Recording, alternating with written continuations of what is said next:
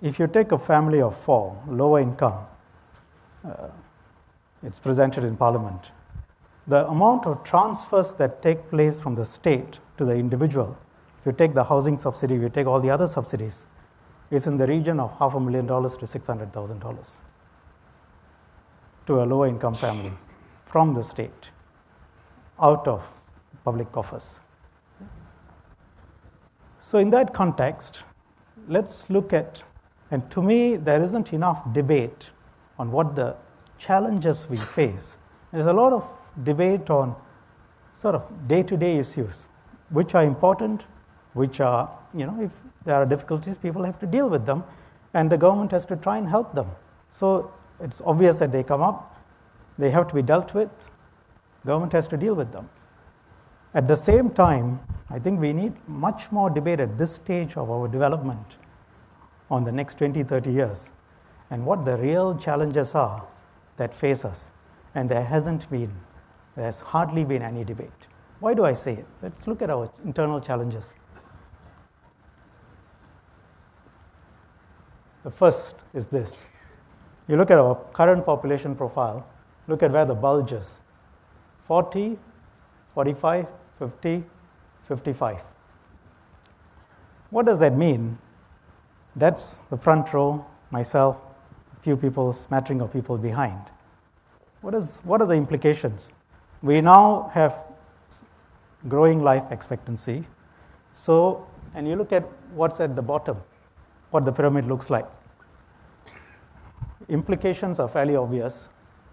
These are the implications. In 1970s, we had 13.5 persons working to support one retired person.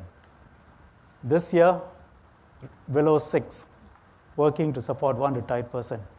2030, that's just 17 years away. You have 2 persons working to support one retired person. 17 years, if the people here are undergrads, 24, 23 years old, 40 years old. When they are 40, prime working age comes down to 2 persons working to support one retired person. What does that mean? You think the taxes can remain the same? Now, all things being equal as of today, what do you think there is for means for state expenditure and revenue? How is the state going to get more revenue? Second, are all things going to remain equal? Do you believe that? As the population ages and a substantial number of people are retired and in their 60s and 70s and 80s, healthcare expenditure is going to shoot up. So all things are not going to be equal.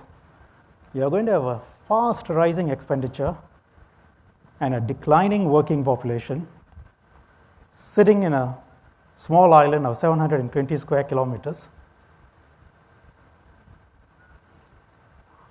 How often have we talked about these things? These are the challenges that we face, and these are not propaganda, these are hard facts. I mean, the ratio 2.1 can change if we make people work a bit longer and so on, but this is the reality. So again, when I see on, I know there is always something else on which money can be spent.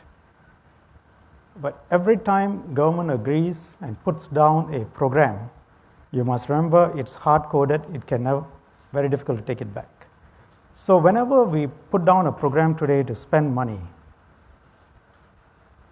I think the biggest risk for Singapore is a populist government that decides that the way to succeed is to spend more and more money. Every program that you put down money today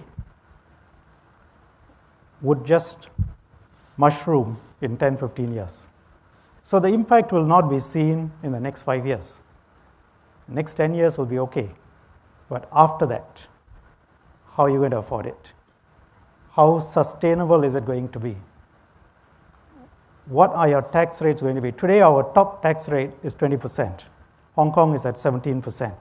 The bright young people who are mobile, maybe I can go up to 25%. people might be prepared to pay. If I made it 35%, double Hong Kong, some people will stay.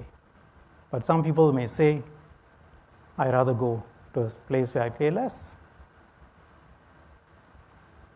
So there are limits to how much our taxes can go up.